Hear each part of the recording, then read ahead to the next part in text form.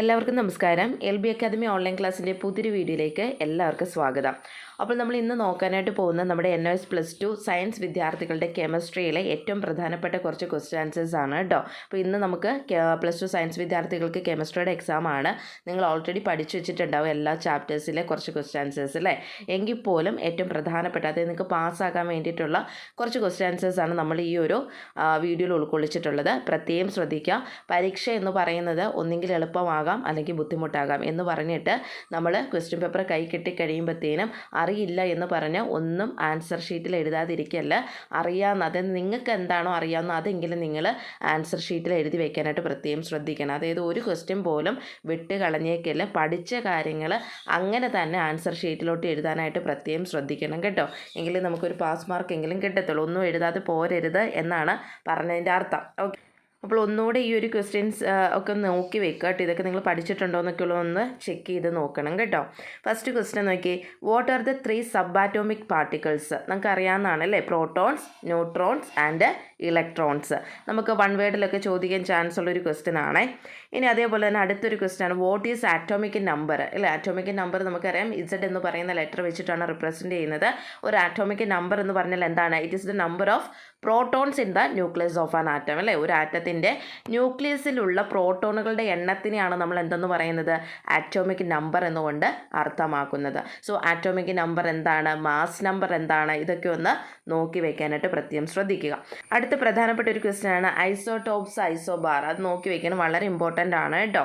ഐസോടോപ്പുകൾ എന്ന് പറഞ്ഞാൽ എന്താണ്? Atoms of the same element with the same atomic number but different mass number. അല്ലേ, ഒരേ ആറ്റോമിക് നമ്പറും എന്നാൽ വ്യത്യസ്ത മാസ് നമ്പറുമുള്ള ഒരേ മൂലകത്തിൻ്റെ ആറ്റങ്ങളെയാണ് നമ്മൾ എന്തെന്ന് പറയുന്നത്?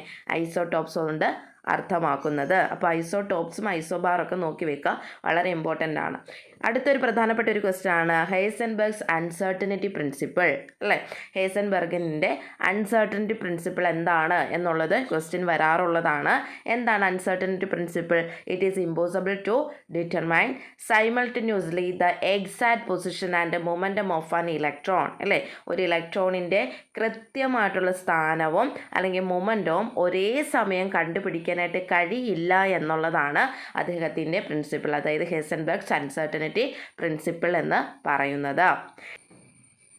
ഓർബിറ്റിൽ എന്താണെന്നൊക്കെ ഉള്ളത് നോക്കിയിട്ടൊന്ന് പോകണം കേട്ടോ. പിന്നെ അതുപോലെ തന്നെ അടുത്തൊരു ക്വസ്റ്റ്യൻ ആണ് ബോർ മോഡൽ. ബോർ മോഡൽ നിങ്ങൾക്ക് അറിയാലോ, നമ്മുടെ ആറ്റത്തിൻ്റെ ആ ഒരു സ്ട്രക്ചറിനെ വിശദീകരിക്കാൻ വേണ്ടിയിട്ട് നീൽസ് ബോർ അല്ലേ 1913 അവതരിപ്പിച്ചിട്ടുള്ള ഒരു ശാസ്ത്രീയമായിട്ടുള്ള ഒരു മാതൃകയാണ് എന്തെന്ന് പറയുന്നത്? ബോർ മോഡൽ എന്ന് പറയുന്നത്.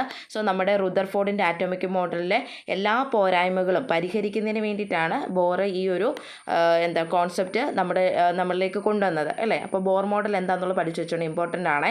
പിന്നെ ക്വാണ്ടം നമ്പേഴ്സ് എന്താണെന്നുള്ളത് നോക്കി വെക്കണം. ഇലക്ട്രോണിക് കോൺഫിഗറേഷൻ, ഇതൊക്കെ വളരെ ഇമ്പോർട്ടൻ്റ് ആണ് കേട്ടോ. അതുപോലെ തന്നെ ഹൺസ് റൂൾ എന്താണെന്നുള്ളത് നോക്കി വെക്കണം, അത് ഇമ്പോർട്ടൻ്റ് ആണ്. അതുപോലെ തന്നെ അയോണിക് ബോണ്ട് എന്താണെന്ന് നോക്കുക. പിന്നെ ഒക്ടറ്റ് റൂൾ വളരെ ഇമ്പോർട്ടൻ്റ് ആണ്. എല്ലാ ലോസും കാര്യങ്ങളെല്ലാം നോക്കി വെച്ചോണം, വളരെ ഇമ്പോർട്ടൻ്റ് ആണ് കേട്ടോ. ഇനി ഹൈഡ്രജൻ ബോണ്ടിങ് എന്ന് പറഞ്ഞാൽ എന്താണ് അർത്ഥമാക്കുന്നത്?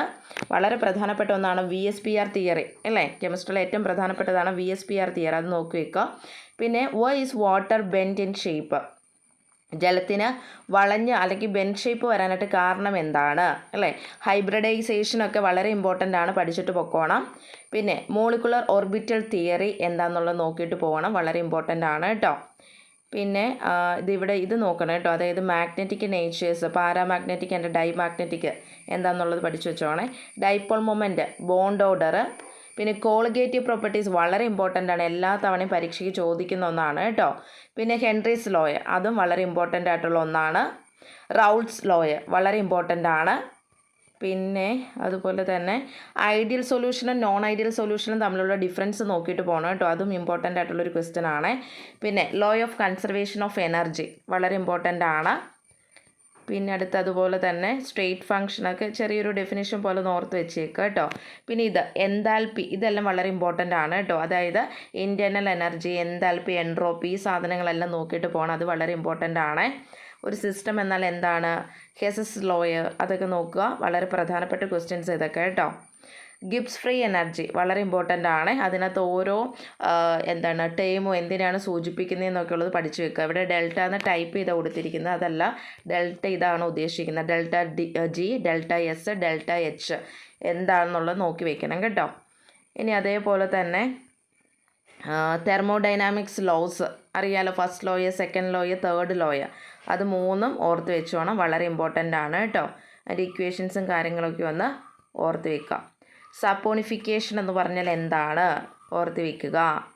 പിന്നെ അതുപോലെ തന്നെ ക്ലീൻസിങ് ആക്ഷൻ ഓഫ് സോപ്പ്, പിന്നെ അതുപോലെ തന്നെ സോപ്പിൻ്റെ ഇക്വേഷൻസിനെ ബേസ് ചെയ്തിട്ട് കാര്യങ്ങളൊക്കെ ഉണ്ട്, അതൊക്കെ പഠിക്കണം. പിന്നെ ഇതുണ്ടോ ഹൈഡ്രോഫിലിക് ആൻഡ് ഹൈഡ്രോഫോബിക്, അത് നോക്കി വയ്ക്കണേ, അതൊക്കെ ഇമ്പോർട്ടൻ്റ് ആണ്. പിന്നെ ഈ ഒരു ക്വസ്റ്റ്യൻ വളരെ ഇമ്പോർട്ടൻ്റ് ആണ് കേട്ടോ. Why do soaps not produce lather easily in hard water, explain the reason. അതെപ്പോഴും ചോദിക്കുന്നൊരു ക്വസ്റ്റ്യൻ ആണ്. അതായത് നമ്മുടെ ഹാർഡ് വാട്ടറിൽ സോപ്പ് പെട്ടെന്ന് പതയുന്നില്ല, അതിൻ്റെ കാരണം എന്താണെന്നുള്ളതാണ് കേട്ടോ. അത് പഠിച്ചു വെച്ചോണ്ട് വളരെ ഇമ്പോർട്ടൻ്റ് ആണ്. ഒന്നെങ്കിൽ മാർക്കിൻ്റെ അടിസ്ഥാനത്തിൽ വേണം എഴുതാനായിട്ട് കേട്ടോ. ഈ ഒരു രീതിയിൽ കൊടുക്കുക. ഇല്ലാന്നുണ്ടെങ്കിൽ ഇതുണ്ട്, ഇവിടെ ചെറിയ രീതിയിൽ കൊടുത്തിട്ടുണ്ട്. Soaps react with calcium Ca2+ and magnesium Mg2+ ions in hard water to form an insoluble precipitate called scum which prevents the formation of lather. മാർക്കിൻ്റെ അടിസ്ഥാനത്തിൽ വേണം എഴുതാനായിട്ട് കേട്ടോ. കുറച്ച് 5 മാർക്കിനൊക്കെ ചോദിച്ചു കഴിഞ്ഞാൽ ഈ രീതിയിൽ എഴുതി കൊടുക്കുക. ഒരു 2 മാർക്ക് 3 മാർക്കിനൊക്കെ ചോദിച്ചു കഴിഞ്ഞാൽ ഈ ഒരു രീതിയിൽ ആൻസർ കൊടുത്താൽ മതി. ഓക്കെ, ആർഹീനിയസ് തിയറി എന്നാൽ എന്താണെന്നുള്ളത് നോക്കി വെക്കുക. പിന്നെ വരുന്നത് മോളാർ കണ്ടക്ടിവിറ്റി, അതൊക്കെ അറിയാവുന്നതാണല്ലോ, അതൊക്കെ നോക്കി വെക്കണം കേട്ടോ. ഗാൽവാനിക് സെല്ല് നോക്കണേ. ഗാൽവാനിക് ഇതുണ്ടോ, what is A galvanic cell, what is the function of the salt bridge, വളരെ പ്രധാനപ്പെട്ട ഒരു ക്വസ്റ്റ്യൻ അത് കേട്ടോ, അത് നോക്കി വെക്കണേ. അടുത്തൊരു പ്രധാനപ്പെട്ട ക്വസ്റ്റ്യൻ ആണ് സ്ട്രേറ്റ് കോൾട്രോഷ് law of independent migration of ions, അതും വളരെ ഇമ്പോർട്ടൻ്റ് ആയിട്ടുള്ളൊരു ക്വസ്റ്റ്യൻ ആണ്. ഓക്കെ, പിന്നെ ഇവിടെ വരുന്നത് ഇലക്ട്രോലൈറ്റിക് സെല്ലൊക്കെ എന്താണെന്നുള്ളത് നോക്കി വയ്ക്കണം കേട്ടോ. ഇലക്ട്രോലൈറ്റിക് സെല്ല്, ഗാൽവാനിക് സെല്ല് അല്ലേ. പിന്നെ P H of A solution, വളരെ ഇമ്പോർട്ടൻ്റ് ഒരു ക്വസ്റ്റ്യൻ ആണ്. Define pH of A solution, അത് നോക്കി വെക്കണം. അതിൻ്റെ ഇക്വേഷൻസ് കാര്യങ്ങളൊക്കെ നോക്കുക. ബഫർ സൊല്യൂഷൻ എന്താണെന്നുള്ളത് പഠിച്ചു വെച്ചേക്കണം, അത് ഇമ്പോർട്ടൻ്റ് ആണ്.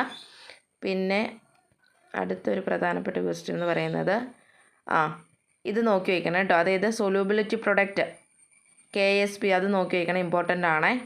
ഫാരഡേസ് ലോസും റെസ്റ്റിംഗ് ഓഫ് അയൺ, അതുപോലെ തന്നെ നേഴ്സ്റ്റ് ഇക്വേഷനൊക്കെ നോക്കി വെച്ചോണം കേട്ടോ. അത് ഉപയോഗിച്ചിട്ടുള്ള പ്രോബ്ലംസ് ഒക്കെ ഒന്ന് നോക്കി വെക്കണം, അതും ഇമ്പോർട്ടൻ്റ് ആണ്.